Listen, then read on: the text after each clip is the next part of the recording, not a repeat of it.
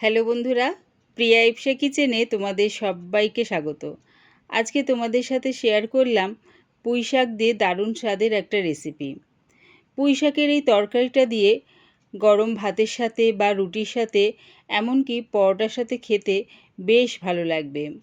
রেসিপিটা ভালো লাগলে প্লিজ আমার চ্যানেলটিকে লাইক ও সাবস্ক্রাইব করে দিও। তবে দেখে নাও আমি এটা কেমনভাবে তৈরি করি। দেখো, পুঁই শাকের থেকে আমি শুধু পাতাগুলো নিয়ে নিলাম, এই ডাঁটিগুলো নিলাম না। কিন্তু ডাঁটিগুলো ফেলে দিও না, এই ডাঁটি দিয়ে যে কোনো পাঁচমিশালি তরকারির মধ্যে এই ডাঁটিগুলো কেটে দিয়ে দেওয়া যায়।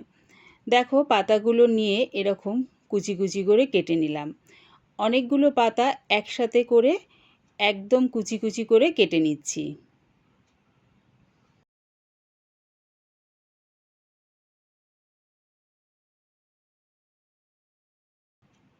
সব পাতাগুলো কেটে আমি ভালো করে ধুয়ে নিয়েছি।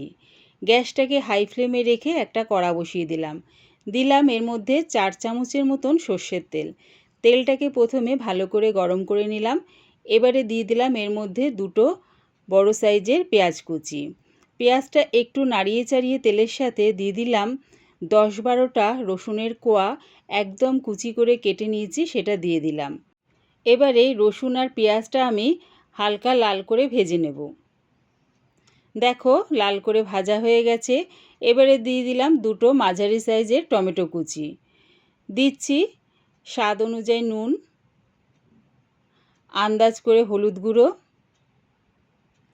হাফ চামচ জিরের গুঁড়ো, 1 চামচ ধনের গুঁড়ো, আর দিলাম 1 চামচ লঙ্কার গুঁড়ো। ঝালটা সম্পূর্ণ তোমাদের স্বাদ অনুযায়ী ব্যবহার করো। সব কিছু দিয়ে ভালো করে মিশিয়ে নিয়ে গ্যাসটাকে একদম লোতে করে চাপা দিয়ে এটা হতে দিলাম। একদম লোতে করে চাপা দিয়ে হতে দিলে কি হবে, টমেটোটা একদম নরম হয়ে যাবে। আমি যেহেতু এই তরকারিটার মধ্যে একদম জল ব্যবহার করব না, তাই গ্যাসটাকে লোতে করেই রান্নাটা করব।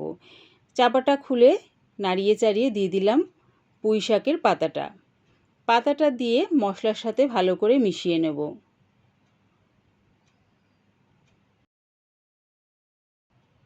পুঁই শাকটা মশলার সাথে মিশিয়ে নিয়ে চাপা দিয়ে এটা হতে দিলাম। গ্যাসটাকে কিন্তু আমি লোতেই রেখেছি। কিছুক্ষণ পর চাপাটা খুলে একটু নাড়িয়ে চাড়িয়ে নিলাম। পুঁই শাক থেকে যে জলটা বেরোবে সেই জলেই কিন্তু রান্নাটা আমার হয়ে যাবে। আলাদা করে বাইরে থেকে আর জল দেব না। তাই একটু নাড়িয়ে চাড়িয়ে চাপা দিয়ে আবারও এটা হতে দিলাম। দেখো, পুঁই শাক থেকে বেশ খানিকটা জল বেরিয়েছে। পুঁই শাকের পাতাগুলো যেহেতু এখনও সেদ্ধ হয়নি, তাই আবারও একটু নাড়িয়ে চাড়িয়ে চাপা দিয়ে এটা হতে দিচ্ছি।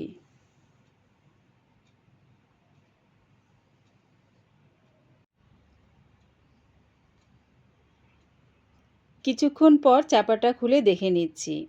দেখো, পুঁই শাকের পাতাগুলো একদম সেদ্ধ হয়ে গেছে আর জলটাও শুকিয়ে গেছে।